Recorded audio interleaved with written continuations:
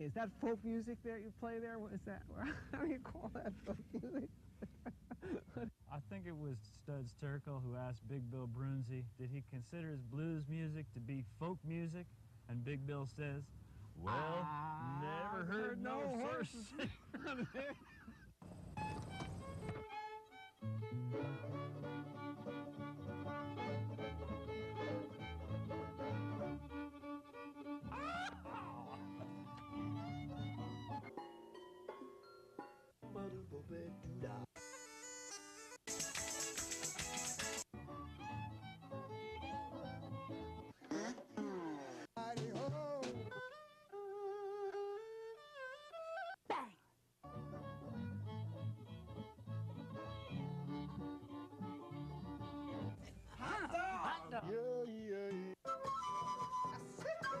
Don't hesitate.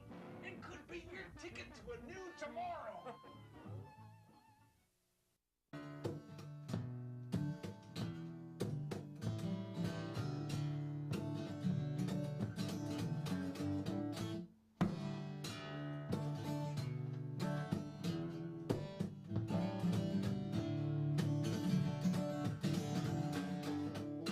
Have I put my big old foot in my mouth again? Have I crossed the line I never should have crossed? Your reaction to my words has got me thinking, can I retract that thoughtless statement that I tossed? You know, I didn't really mean for it to sound that way. Sometimes my mouth just springs a leak. So I took a little look inside that mirror. Now I ask myself three things before I speak. Is it necessary, true and kind? Is there something more authentic I can find to say? Is it from my heart or from my mind? Is it necessary, true and kind?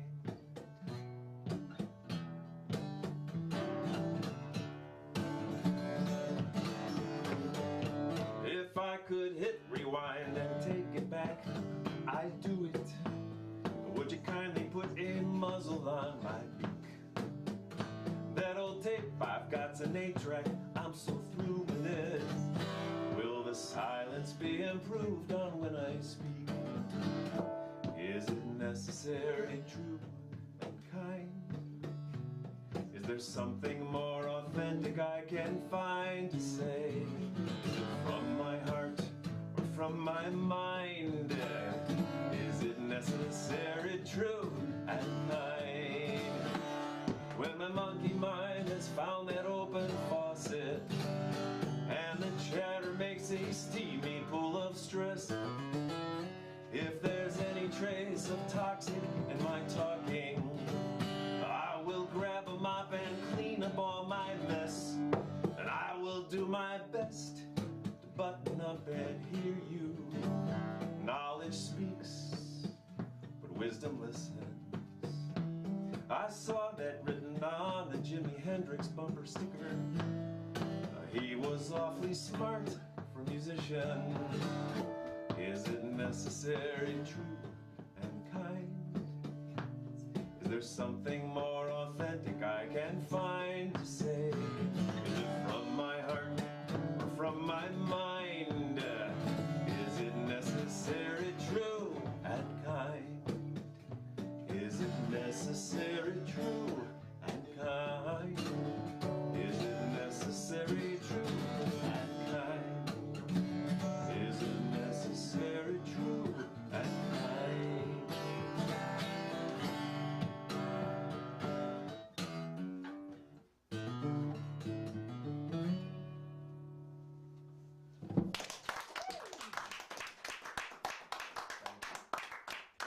All right. The show is Horses Say None of It, and our guest is David Roth. My name is Ralph Littman. Hey Ralph, it's good to be here. Thank you. Welcome to the show. That is a great song. Thank you. I made it up. I didn't make up the principle. I've heard that idea of necessary and true and kind attributed to Quakerism, Buddhism, and all that sort of thing, but I thought, that's something for me that bears repeating. If I could only remember to think that before I speak. Yes, indeed. Yeah. You got me questioning what I should say next. No filters. I love it. Thanks.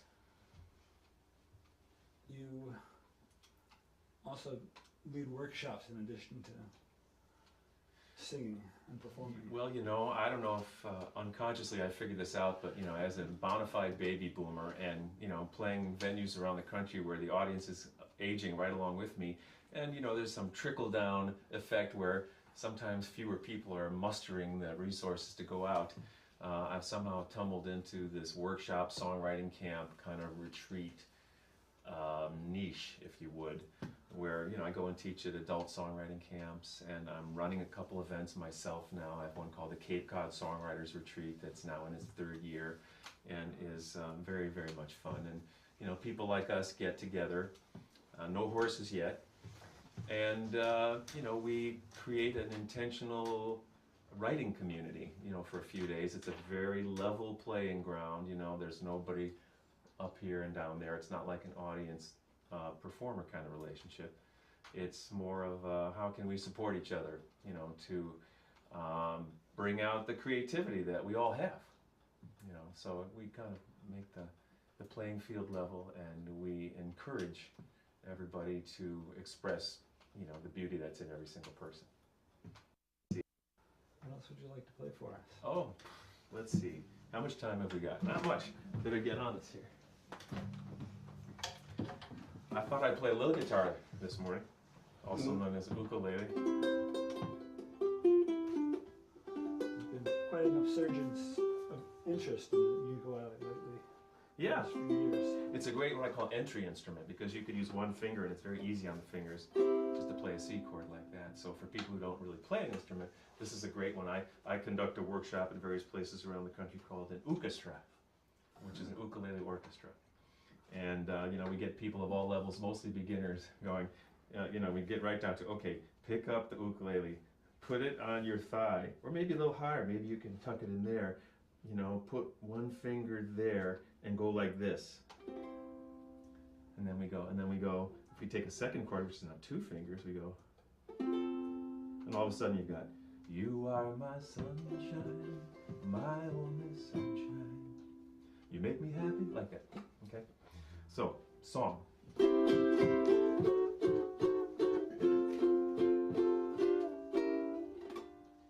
Oh, I am a musician of incredible success. I don't have a day job that's successful, I would guess. I ply my trade most night times when most other folks are free. I tour and I travel for a fee. When I pull into my driveway after many miles and treks, I hug and kiss my lovely wife, and then we have some dinner, and then it's time to make up for the time that I was gone. I've got a honey-do list that's very, very long. But laundry has been piling up while I've been gallivanting. Those lilies by the Buddha are in need of some transplanting. My wife has been here working while I've been out there wandering. Still some questions linger on that I have been pondering. Does Randy Newman wash a dish? Does Dylan take out trash? Was Fluffy's little litter box kept clean by Johnny Cash? Did Lennon lift a finger around the house from dusk till dawn? Does Joni Mitchell ever mow the lawn? What a sing-along line. I don't know how that would sound. Does Joni Mitchell ever mow the lawn? Now I would not compare myself to those iconic folks. Still I write my share of serious songs and tasteful jokes. Yet as I take the rotting food out to the compost heap, these thoughts into my subconscious do creep. Does Cat Stevens ever wash his car? Did Chapin trim a tree? Do Crosby, Stills, and Nash divide the household chores? My 3. Does Clapton ever clean up clutter? Did Joplin clean a John? Does Joni Mitchell ever mow the lawn? Most kids for making furniture, did Springsteen ever build one? Or water buckets for the plants, did Elvis ever fill one?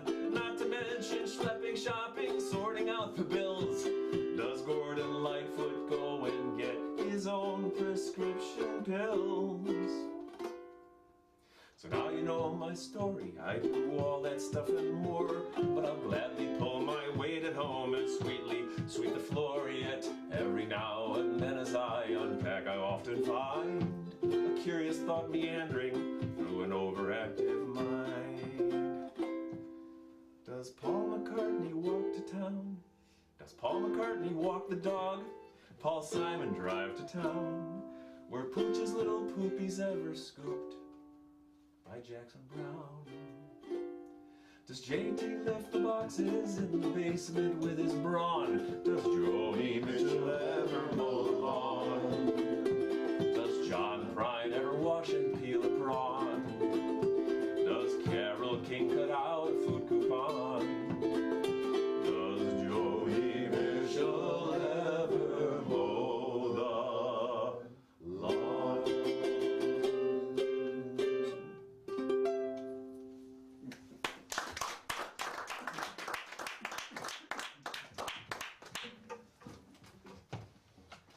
Thank you. Good one. Well, thanks. Yeah, it's I'm back in my yard. I live on Cape Cod these days, and I was mowing the grass one day in my backyard. And I'm going, wait a minute, I'm David Roth. Should I be doing this? Yes. The answer came very quickly, but it was fun to play with. It was fun to get that idea going. So, and it's fun to have an excuse to write on that little guitar, which, this is that guitar I played the first song is a Martin guitar. And the ukulele was responsible for helping Martin stay in business way back, I think it was the 1930s, don't quote me, because, the economy was so bad, but they found that by selling these smaller things that were more affordable, that actually helped keep the Martin Guitar Company solvent during the Depression. So it's got not only great history in Hawaii, but it's got great history for American music, folk music, So, kind of cool. Ukulele was my first instrument. I started when I was 9. Really? Yes. Do you remember what kind you had? Harmony. Oh yeah, I had a harmony guitar, also known as a cheese slicer or hard-boiled egg slicer, because the action was about like that, and you could just about get an egg down all the way through with one push, But you had to put a plate over the sound hole, unless you wanted to go down in there.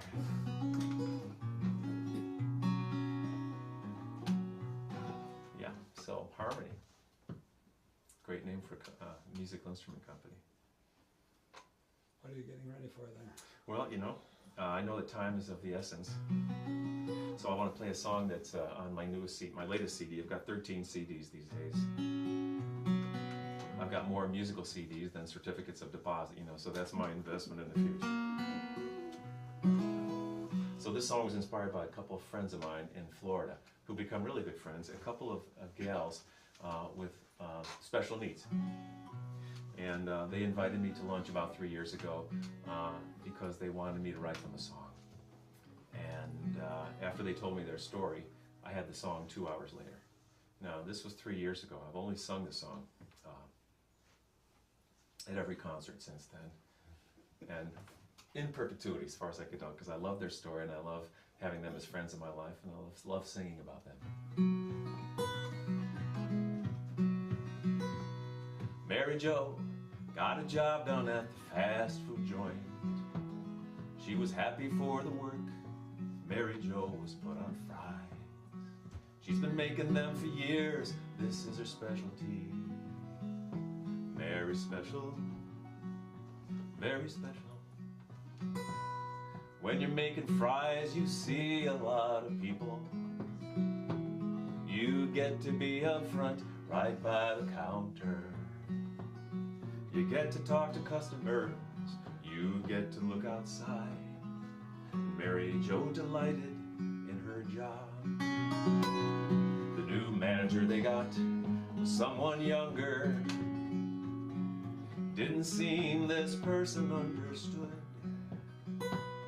that Mary Jo was just a little different, but as good as any worker that this place had ever had. One day the boss told Mary Jo to make the Happy Meals, sent her to the back part of the store. This person also used the word retarded. The meals weren't so happy anymore. Mary Jo says, all I really want to be treated just like everybody else. Consider my abilities. I'm competent, I work hard, and I help. Carol is another special person. Compassionate and friendly, creative, fun, kind. But she never liked a single day of school. Kids made fun of her. They made fun of her. When she grew up, she felt it was important to make a difference for people just like her. So Carol told their story to a singer, so he could sing their story to the world. Carol says, all I really want to be treated just like everybody else. Consider my abilities. I am competent, I work hard, and I help. Mary Jo and Carol are good friends. They do things together just like you and me. So if you ever see someone who's making fun of people like them, think who has the disability.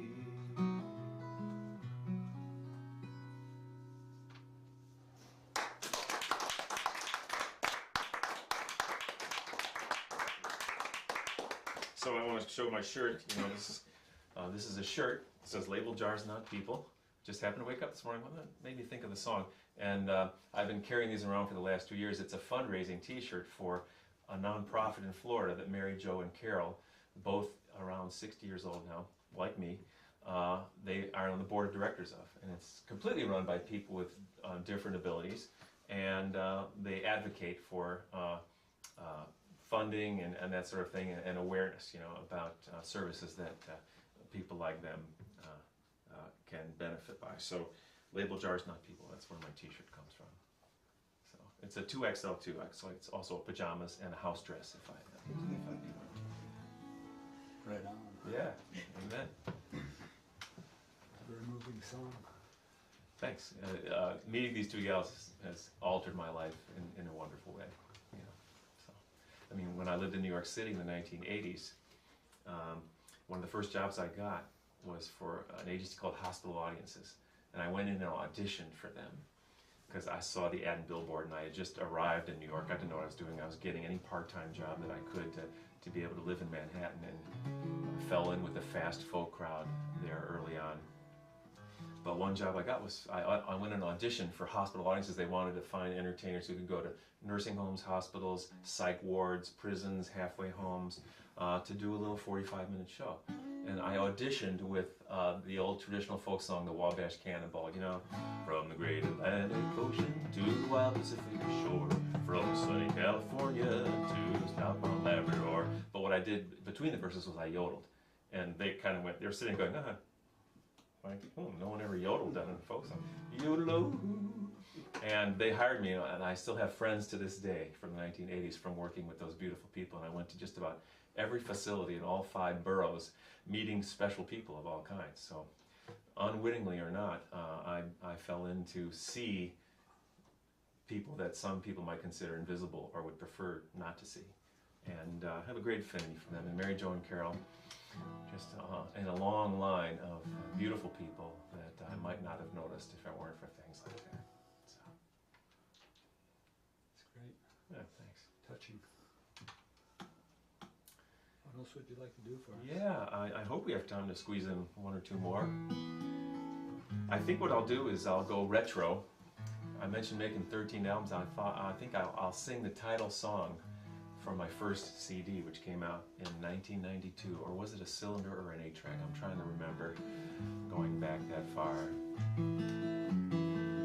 But about 5 years ago, I got a fan letter from a 9-year-old girl who said my songs gave her confidence, courage, C-O-R-I-G-E, and encouragement.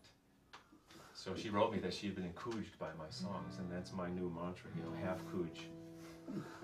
And she, in that letter, told me that this song, which I sang at her parents' wedding before she was born, was her mom's favorite song in the whole world of mine.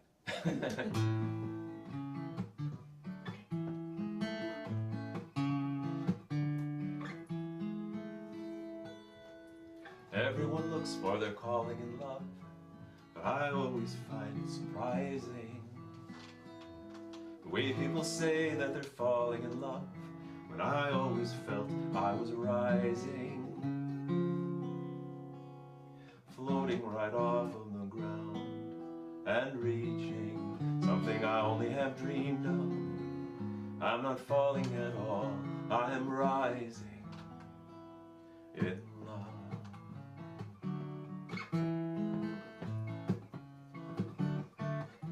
And everyone talks about tying the knot, but I have a hard time agreeing with the way that we bind up this love that we've got, when the feeling of love should be freeing, lifting each other up instead of giving one another a shove.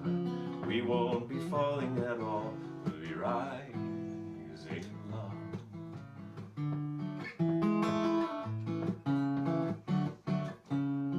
How do you let love grow? You've got to give it a chance when you found it.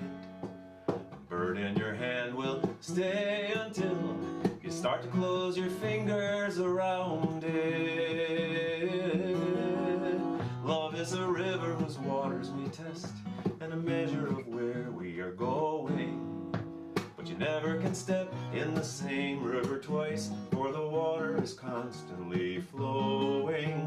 But the deeper the river, the greater the trust, and the more that we're rising above, we won't be falling at all, we'll be rising in love. I'm not falling at all, I'm rising. I'm not falling at all, I am rising. I'm not falling at all, I am rising in love. Rising in love. Rising in love. I am rising in love.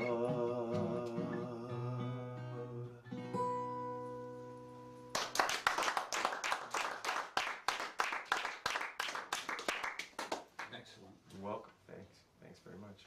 I remember playing that song, and a fellow came up to me after a show, this is many years ago, and said, "Oh, I love that song, and I'm conducting a conference for 600 psychotherapists in Philadelphia, and I want you to come and do music through the 3-day conference, and I want you to start with that song." And I said, "Sounds great." Okay, so I went to this conference, and that was the first song I played, facing 600 psychotherapists, you know, on the first morning of the conference. And at the mid-morning bagel break, a woman walked up to me, you know, rather sternly and said, "Young man," I said, "Thank you," and she said, "That song you sang, Rising in Love, did you write that?" And I said, "Yes." And I said, "Well," she said, "that's all very well and good, but the world really isn't like that." And inside I'm going, "Oh, really?" But outside I was smart enough to think necessary, true, and kind, so I didn't say anything. And she said, "I have a lot of clients with some very serious traumas, and I hope that the rest of your songs this weekend don't reflect such a mindlessly optimistic point of view." Mindlessly optimistic. And then she walked away, and I never saw her again. So she gave me, you know, something to munch on, and I never thought of it as mindless optimism. I thought and think of it as mindful optimism. So, you know, over the years since I've been doing this, I've been praised or dismissed, you know, for having this sense of optimism on music, but it's something I really like to celebrate in what I do. The world is very busy and complicated, but when I find ordinary people who do extraordinary things, or if I find an idea or hear in a conversation something that encourages me, lifts me up in some way, I will rise to it and make no apologies for it, and do it mindfully. So, Never saw that gal again, but when I came back from the bagel break, the next song I played was a song that I wrote dedicated to unsolicited advice. And I won't, there's no time for now, but it's called Don't Should on Me and I Won't Should on You. The most carefully pronounced song in folk music. And when I recorded that album back in 1992, I got Christine Lavin to be my duetess. We sang a duet on that song with the Big Dixieland Band, and the late great Howie Wyeth, who used to play drums for Bob Dylan in the Rolling Thunder Review, played not only drums but honky-tonk piano on the cut. You know, so it was a beautiful kind of a collision of all these beautiful forces like Christine and Howie and Mark Dan and the East Village and the Jack Hardy Group and the songwriters, you know, that I fell in with in 1980 when I stumbled into the Cornelia Street Cafe in Greenwich Village. And it all turned into this. Who knew? Horses probably knew, but I didn't know. I saw the Rolling Thunder Review in Providence, Rhode Island. Years ago? Yeah. Oh, wow. So the guy you saw, he had a little, like, Irish cap on, Howie Wyeth. Incredible drummer. And then when I was doing this recording in Mark Dan's studio, Loft in the East Village, Howie was there playing drums. And then he said, do you want some piano on this? And I didn't know if he played piano, but I looked over at Mark Dan, and Mark Dan went... And Mark had the funkiest, out-of-tune old upright you ever saw with a few keys missing and all that. And Howie sat down, and in one take, he played the rip-roaringest honky-tonk piano that was right in the pocket. And it just blew my mind. You know, there's musicians and there's songwriters. I don't think the two are necessarily synonymous. I consider myself a songwriter who, I try to make my music as good as possible, but when it comes to being a musician, you know, there are musicians who are on, like, you know, upper levels of understanding and comprehension, you know, that I can only enjoy as a fan and aspire to, you know. And Howie, may he rest in peace, was one of them. Jack Hardy, songwriter. Same wish for Jack and all those beautiful people from the 1980s. So. We just have time to say thank you for being our guest. Yeah. I feel like I've been like talking too much. Have I given you room to get in here? Yes, by all means. Okay. My wife would laugh because, you know, she knows that I'm an introvert. She's very outgoing, and we've been together a long time. And I don't know. I think one of the beauties for me in folk music is that it's helped me come out a little bit more instead of hiding behind my closed door in my room and just being perfectly happy. So music has been a beautiful bridge, you know, to connect with other people.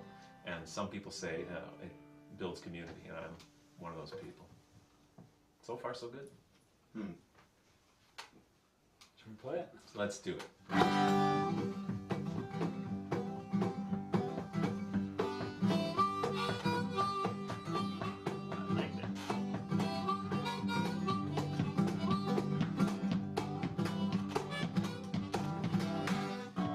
Slap on my behind, so far so good. Started off this life crying, so far so good. All the food I need to eat, baby steps on baby feet. Someone